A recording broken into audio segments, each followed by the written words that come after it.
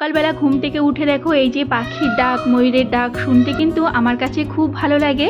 Hello everyone, good morning. কেমন আছো তোমরা সবাই? আশা করছি অনেক অনেক ভালো আছো। আমি রাজস্থান থেকে রাখি বলছি। আজকে দেখো সংসারের সব কিছু কাজকর্ম সেরে বিকেলবেলা এখন প্রায় সন্ধে হয়ে গেছে, 6টা বেজে গেছে, 6টার বেশি বাজে। এখন আমরা একটু যাচ্ছি রেডি হয়ে মার্কেটে। রাজস্থানেও কিন্তু এখন বেশ গরম পড়ে গেছে। সকালে বিকেলে দুপুরে তো বাড়ি থেকে বেরোনোই যায় না। তো এই যে সন্ধেবেলা আমি, আমার হাজব্যান্ড, আমার মেয়ে তিনজনা মিলেই চলে এসেছি মার্কেটে। কিছু ঘরের টুকিটাকি জিনিসপত্র কেনাকাটা করব। সকাল 9টার পরের থেকেই তো বাইরে এত রোদ পড়ে, রোদের জন্য বাইরে আর বেরোনোই যায় না। তো সন্ধেবেলা আমরা তিনজনে চলে এসেছি মার্কেটে। আমাদের কিছু জিনিসপত্র টুকিটাকি কেনাকাটা, মানে ঘরের জিনিসপত্র কিছু। আমার মেয়ে টি শার্ট নেবে, একটা বাড়িতে ডেইলি ইউজের চপ্পল নেবে। চপ্পলটা তো আমার ছোটো মেয়ের জন্য নিতে হবে। তো যাই হোক, আমার ছোটো মেয়ে তো হোস্টেলে আছে, আর কদিন পরে ওরও গরমের ছুটি পড়ে যাবে, ও বাড়িতে চলে আসবে। তো এই যে আমাদের যা যা আর কি কেনাকাটা, আমার মেয়ে টি শার্ট নেবে বলে ও দেখছিল। তো বলে না, এখন কিছু কিছু জিনিসের সেল চলছে, ওর জন্য সন্ধেবেলাটা বেশ ভিড় হয়েছে মলে। তো কিছু বেডশিট, তারপর আরও কিছু কিছু জিনিসের সেল ছিল। একটা আমি বেডশিট নিয়েছি, সেটা তোমাদের বাড়িতে গিয়ে দেখাবো। এরপরে দেখো ঘরের চাল, ডাল, তেল, মুড়ি, এগুলো যা যা আমার নেওয়ার দরকার ছিল সব কিছু নেওয়া হয়ে গেছে। এখন এই যে বিলটা করে নিলাম। করে নেওয়ার পরে এই যে দেখো আমাদের প্রায় 1 বস্তা জিনিসপত্র হয়ে গেছে। চাল, ডাল, তেল এসব জিনিস নিলে পরে তো অনেক আর কি বেশি জিনিস হয়ে যায়। ঘরে সব কিছু নিলাম। এই যে আমার মেয়ে আর হাজব্যান্ড বস্তায় ভরলো।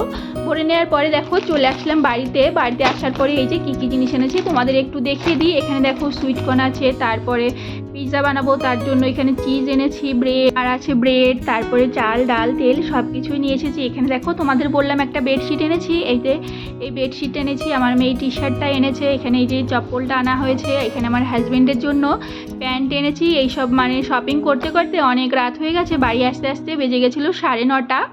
ভেবেছিলাম মার্কেটের থেকে তাড়াতাড়ি বাড়ি চলে আসলে পরে মাংস এনেছিলাম, মাংস বানাবো। তো এখন তো অনেকটাই রাত হয়ে গেছে, প্রায় 10টা বেজে গেছে। তো মাংস টাংস আর সকালেই বানাবো।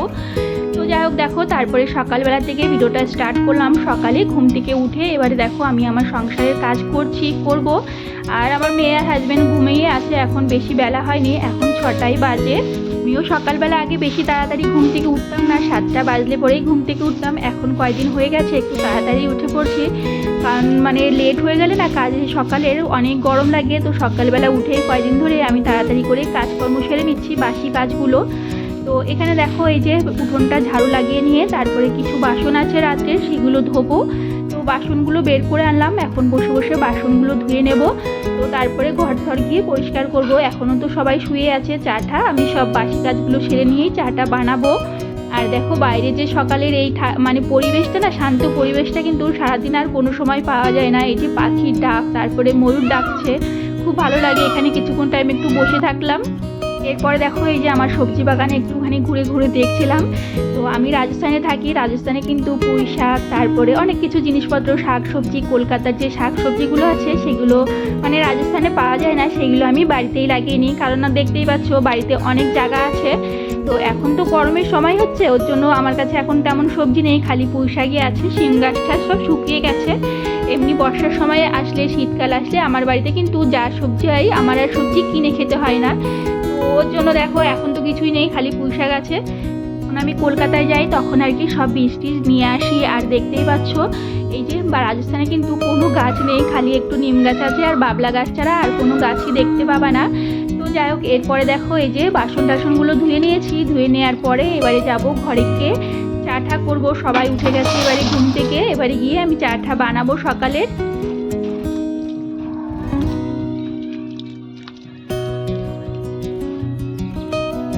দেখো আমার বাসন ধোয়াও হয়ে গেল। আর রাত্রে দেখো মাংস এনে রেখেছিলাম, সেটাও আমি ধুয়ে নিয়েছি। রাত্রে ভালো করে তো ধুইনি, একবার একটু ধুয়ে রেখেছিলাম, সেটা এখন ভালো করে ধুয়ে নিলাম। তো এরপরে এখন ঘরে যাব। ঘরে গিয়ে তারপরে বিছানা টিছানাগুলো ঝেড়ে পরিষ্কার করে গুছিয়ে নিতে হবে, ঘরটা ঝাড়ু লাগাতে হবে। তো এখানে এই যে বাসন টাসনগুলো এবার একটু গুছিয়ে নেব।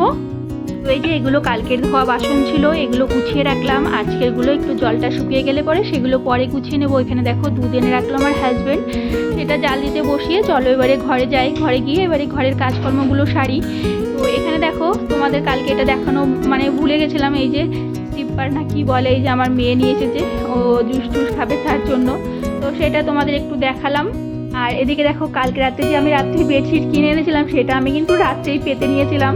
তো আমার মতো কে কে এরকম আছে বলো তো, যে বেডশিট আনলে মনে হয় যেন কখন সেটা পাতবো। আমি যে নিজের জামা কাপড় কেনার থেকে আমার কাছে কিন্তু মানে বেডশিট থাকলে পরে মনে হয় যেন সেটা আমি কোন সময় পাতবো।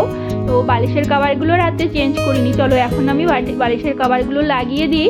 আর বেডশিটটা কেমন লাগছে আমাকে কমেন্ট করে বলো। আমি যখনই মার্কেটে যাই তখনই গেলে পরেই একটা করে বেডশিট নিয়ে আসি। আমার কাছে যেন নতুন নতুন বেডশিট পাততে খুবই ভালো লাগে।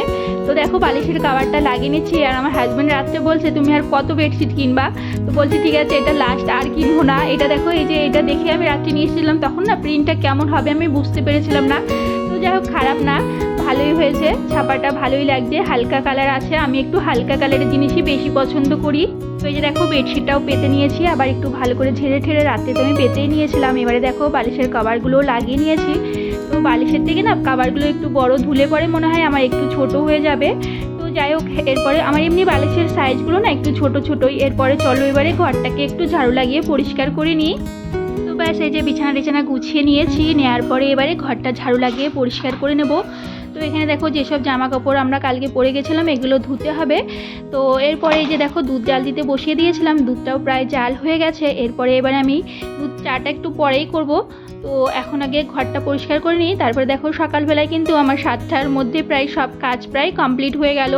তো সকালবেলা না তাড়াতাড়ি করে কাজ করলে, উঠে কাজ করে নিলে পরে কিন্তু সারাদিন একটু ফ্রি থাকা যায়। তো দেখো এরপরে মানে চাটা বানিয়ে নিয়েছি। তো চলো এবারে সকালে চাটা খাই। খেয়ে যে কিছুক্ষণ টাইম একটু শান্তিতে বসে চাটা খাবো। তারপরে আবার সারাদিনে তো কাজকর্ম লেগেই থাকে, একটার পর একটা করতেই থাকি। কালকে জানো তো মলে আর মুড়ি পাইনি। এই যে বড় বড় মুড়িগুলো ছিল, যেই মুড়িগুলো আমরা আনি সেগুলো ছিল না। তো এইগুলোই আমি ছোট একটা প্যাকেট নিয়ে এসেছি। আমার আবার চায়ের সাথে মুড়ি না হলে ভালোই লাগে না, তো সেটাই তোমাদের দেখাচ্ছি। তো চলো ভিডিওটা তাহলে আজকের মতো এই পর্যন্তই। ভিডিওটা যদি ভালো লাগে একটা লাইক করে দিও। তোমরা ভালো থেকো, সুস্থ থেকো। নেক্সট ভিডিওতে আবার দেখা হচ্ছে, বাই।